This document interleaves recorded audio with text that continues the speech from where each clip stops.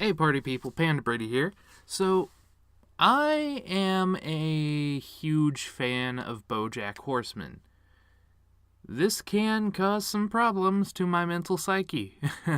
If you've ever watched the show, you know that it deals with depression and just all kinds of stuff, and it takes its toll. But this last season was actually not that bad. So yeah. Anyways, I wanted to do a dramatic reading from one of those episodes. It's called Free Churro. So I stopped at Jack in the Box on the way here, and the girl behind the counter said, "Hiya, are you having an awesome day?" Not, "How are you doing today?" No, "Are you having an awesome day?" Which is pretty shitty because it puts the onus on me to disagree with her. Like, if I'm not having an awesome day, suddenly I'm the negative one. Usually, when people ask how I'm doing, the real answer is I'm doing shitty. But I can't say I'm doing shitty because I don't even have a good reason to be doing shitty. So if I say I'm doing shitty, then they say, "Why? What's wrong?" And I have to be like, "I don't know, all of it." So instead, when people ask how I'm doing, I usually say, I am doing so great. But when this girl at the Jack in the Box asked me if I was having an awesome day, I thought, well, today I'm actually allowed to feel shitty. Today, I have a good reason. So I said to her, well, my mom died, and she immediately burst into tears. So now I have to comfort her, which is annoying, and meanwhile there's a line of people forming behind me who are all giving me these really judgy looks because I made the Jack in the Box girl cry. And she's bawling, and she's saying, "I'm sorry, I'm so sorry," and I'm like, it's fine. I mean, it's not fine, but, it's fine. And I would like to order a double Jack meal, and I've kinda gotta be somewhere, so maybe less with the crying and more with the frying, huh?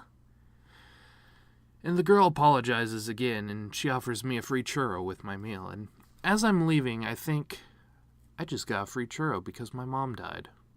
No one ever tells you that when your mom dies, you get a free churro. Anyway, I'm sorry, that's not part of the... Alright.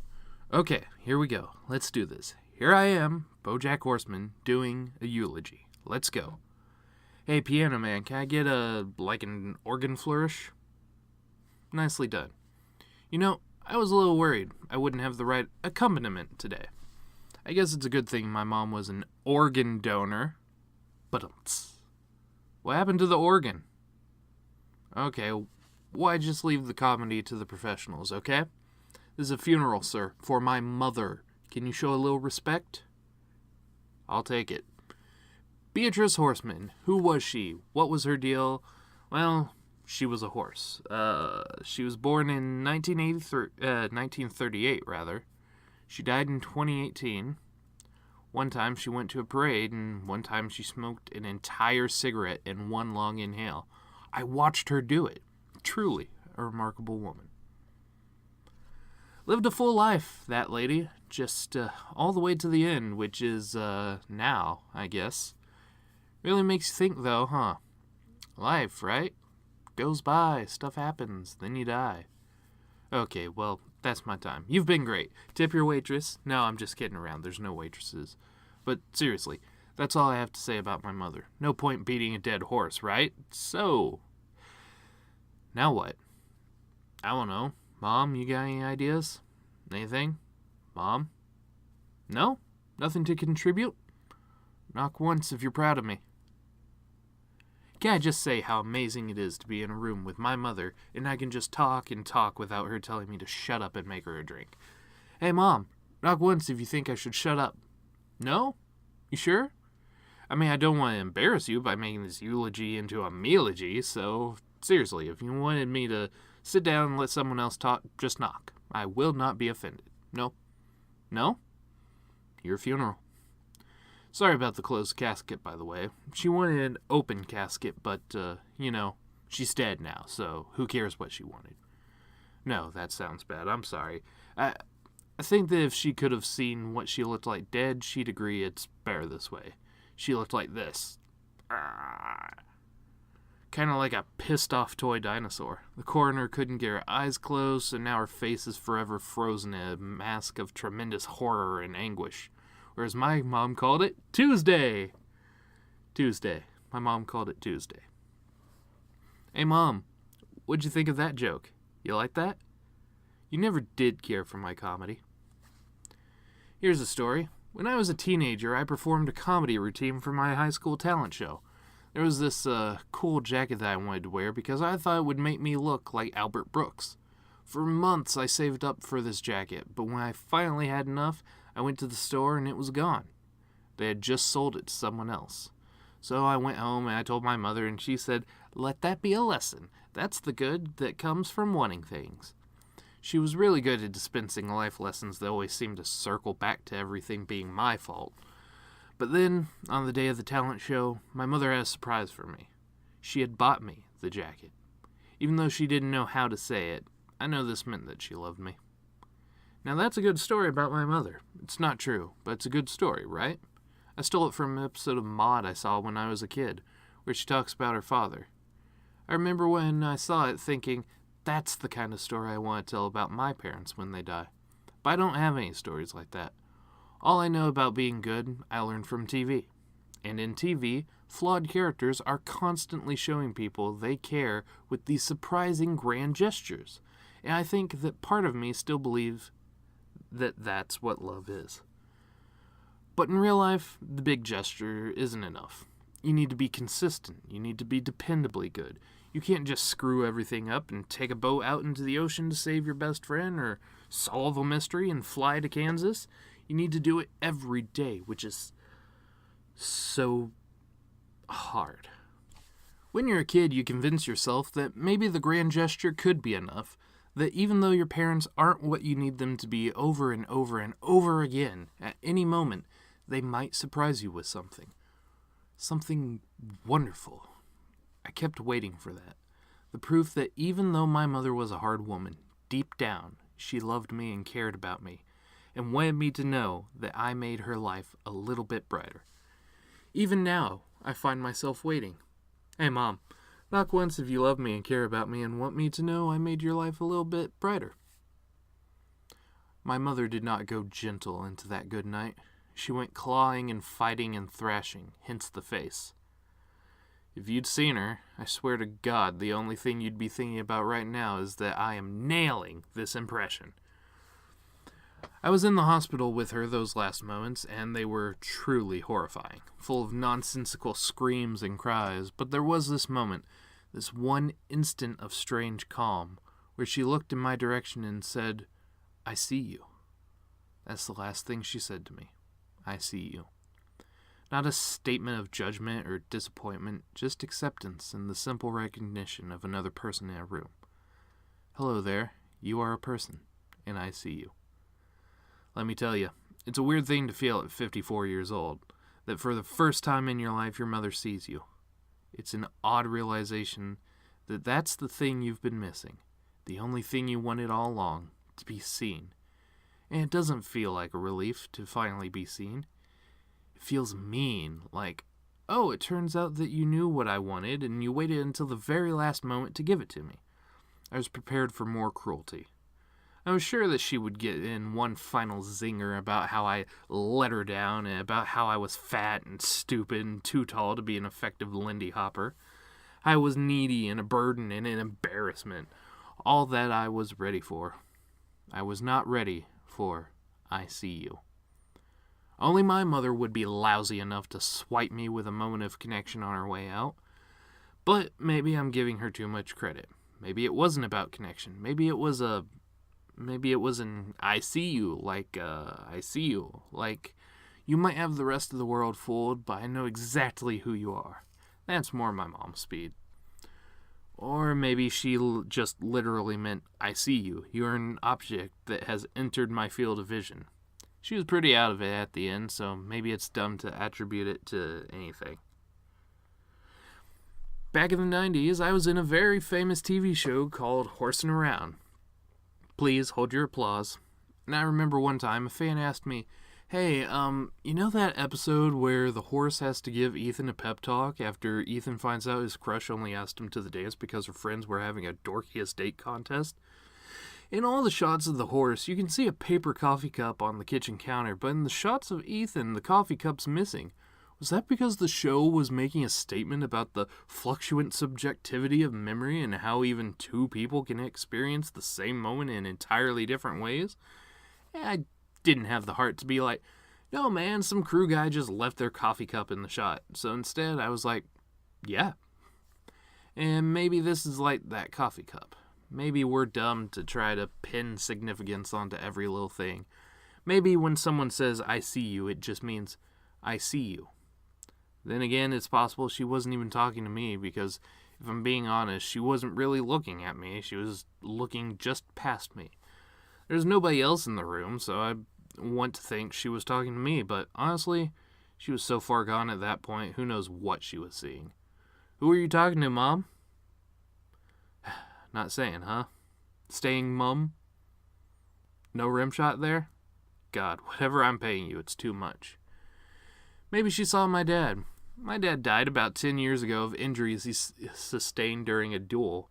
When your father dies, you ask yourself a lot of questions. Questions like, wait, did you say he died in a duel? And who dies in a duel? The whole thing was so stupid. Dad spent his entire life writing this book, but he couldn't get any stores to carry it or any newspapers to review it. Finally, I guess this one newspaper thought he was pretty hilarious because they ran a review and tore him to shreds.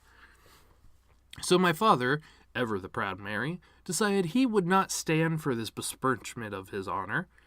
He claimed the critic didn't understand what it meant to be a man, so he demanded satisfaction in the form of pistols at dawn.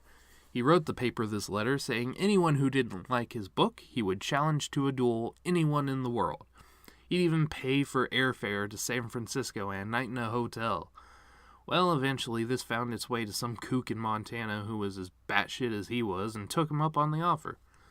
They met at Golden Gate Park and agreed 10 paces, then shoot. But in the middle of the 10 paces, Dad turned to ask the guy if he actually read the book and what he thought, but, not looking where he was going, tripped over an exposed root and bashed his head on a rock. I wish I'd known to go to Jack in the Box then. Maybe I could have gotten a free churro. It would have been nice to have something to show for being the son of Butterscotch Horseman. My darling mother gave the eulogy. My entire life, I never heard her say a kind word to or about my father. But at his funeral, she said, "My husband is dead and everything is worse now."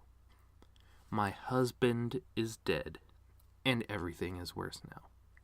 I don't know why she said that. Maybe she felt like that's the kind of thing you're supposed to say at a funeral. Maybe she hoped one day someone would say that about her. My mother is dead and everything is worse now. Or maybe she knew that he had frittered away all her inheritance and replaced it with crippling debt, which is a pretty shitty thing to leave your widow with. Bad news, you lost a husband, but don't worry, you also lost the house. Maybe Mom knew she'd have to sell all her fancy jewelry and move into a home. Maybe that's what she meant by everything is worse now. Is that what you meant, Mom? I gotta say, I'm really carrying this double act. At least with Penn and Teller, the quiet one does card tricks. Hey, Piano Man, when I say something funny to my mom, how about you give me one of those rim shots? Yeah, but not now, when I say something funny. Like, okay, what's the difference between my mother and a disruptive expulsion of germs? One's a coffin fit and the other fits a coffin. That's an example of a funny thing.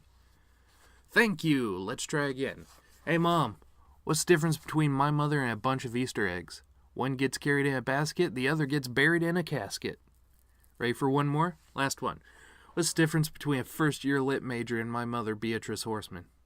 One is decently red and the other is a huge bitch. Yeah, I might have gone a little far with that one. That one might have been a little too my mom's a huge bitch for the room. I'm sorry, Mother. You're not a huge bitch. You were a huge bitch. And now you're dead. You know, the first time I ever performed in front of an audience, it actually was with my mom. She used to put on these shows with her supper club in the living room, and she used to make me sing the Lollipop Song. Those parties, they were really something.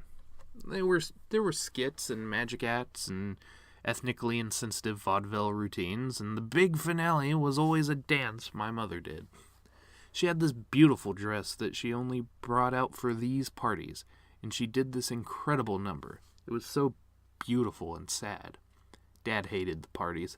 He'd lock himself in the study and bang on the walls for us to keep it down, but he always came out to see Mom dance. He'd linger in the doorway, scotch in hand, and watch in awe as this cynical, despicable woman he married took flight. And as a child who was completely terrified of both my parents, I was always aware that this moment of grace, it meant something. We understood each other in a way. Me and my mom and my dad, as screwed up as we all were, we did understand each other. My mother, she knew what it's like to feel your entire life like you're drowning, with the exception of these moments, these very rare, brief instances in which you suddenly remember you can swim. But then again, mostly not. Mostly, you're drowning. She understood that too, and she recognized that I understood it, and Dad. All three of us were drowning, and we didn't know how to save each other, but there was an understanding that we were all drowning together. And I would like to think that that's what she meant when we were in the hospital, and she said, "I see you." You know, the weird thing about both your parents being dead is it means that you're next. I mean, obviously it's not like there's a wait list for dying. Any one of us could get run over by a Snapchatting teen at any moment.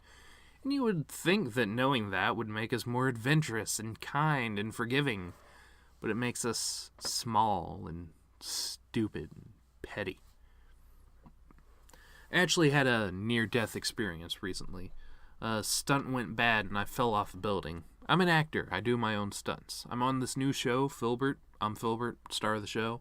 Hasn't come out yet, but it's already getting Emmy buzz. Oh, speaking of buzz, I'm supposed to take 2 of these every morning, but my days are so screwed up because of the shooting schedule, I don't even know what morning means anymore. There's a joke in there somewhere about a guy who's been to so many funerals he doesn't even know what morning means anymore. Let you guys figure that one out for yourself. Anyway, you know what I thought? When I was falling off the building, I went into panic mode. The last thing that my stupid brain could come up with before I died, won't they be sorry? Cool thought, brain. No, that wasn't... Would you just dial it back? Alright. I don't even know what I wanted to be sorry. My mom, even before she died, could barely remember who I was. And of course my dad's dead. The last conversation I ever had with him was about his novel. He was so certain his book was his legacy. Maybe he thought it would vindicate him for all the shitty things he ever did in his stupid, worthless life. Maybe it did, I don't know. I never read it because why would I give him that? I used to be on this TV show called Horsin' Around. Seriously though, hold your applause. Well held. It was written by my friend Herb Kazaz, who's also dead now, and it starred this little girl named Sarah Lynn. It was about these orphans, and early on the network had a note. Maybe don't mention they're orphans so much because audiences tend to find orphans sad and not relatable.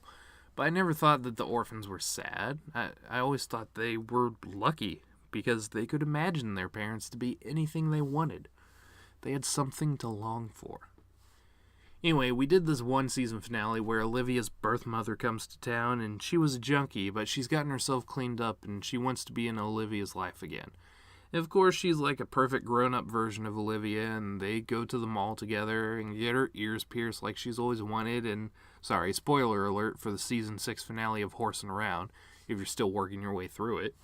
Anyway, the horse tries to warn her, be careful, moms have a way of letting you down, but Olivia just thinks the horse is jealous, and when the mom says she's moving to California, Olivia decides to go with her. And the network really juiced the cliffhanger. Is Olivia gone for good? But of course, because it's a TV show, she was not gone for good. Of course, because it's a TV show, Olivia's mother had a relapse and had to go back to rehab. So Olivia had to hitchhike all the way home, getting rides from Mr. T, Alf, and the cast of Stomp. Of course that's what happened. Because what are you gonna do? Just not have Olivia on the show? You can't have happy endings in sitcoms, not really, because If everyone's happy, the show would be over. And above all else, the show has to keep going. There's always more show. And you can call horsing around dumb or bad or unrealistic, but there's nothing more realistic than that. You never get a happy ending. Because there's always more show. I guess until there isn't. My mom would hate it if she knew that I spent so much time at her funeral talking about my old TV show. Or maybe she'd think it was funny their idiot son couldn't even do this right. Who knows? She left no instructions for what she wanted me to say. All I know is she wanted an open casket. And her idiot son couldn't even do that right. I'm not going to stand up here and pretend I ever understood how to please that woman, even though so much of my life has been wasted in vain attempts to figure it out. But I keep going back to that moment in the ICU when she looked at me and... I see you. I see you. Jesus Christ, we were in the intensive care unit. She was just reading a sign. My mom died and all I got was this free churro. You know the shittiest thing about all of this? Is when that stranger behind the counter gave me that free churro, that small act of kindness showed more compassion than my mother gave me her entire goddamn life. Like, how hard is it to do something nice for a person? This woman at the Jack in the Box didn't even know me. I'm your son. All I had was you. I have this friend, and right around when I first met her, her dad died, and I actually went with her to the funeral. And months later, she told me that she didn't understand why she was still upset because she never even liked her father. It made sense to me because I went through the same thing when my dad died. And I'm going through the same thing now. You know what it's like?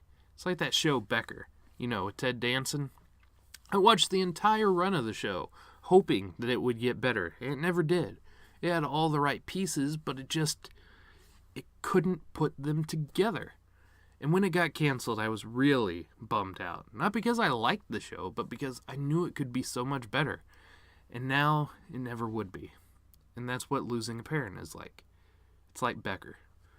Suddenly you realize you'll never have the good relationship you wanted, and as long as they were alive, even though you'd never admit it, part of you, the stupidest goddamn part of you, was still holding on to that chance. And you didn't even realize it until that chance went away. My mother is dead, and everything is worse now. Because now I know I will never have a mother who looks at me from across a room and says, "Bojack Horseman, I see you." But I guess it's good to know. It's good to know that there's nobody looking out for me, that there never was and there never will be. No, it's good to know that I'm the only one that I can depend on. I know that now, and it's good. It's good that I know that. So, it's good my mother is dead. Well, no point beating a dead horse. Beatrice Horseman was born in 1938 and she died in 2018. And I have no idea what she wanted. Unless she just wanted what we all want. To be seen.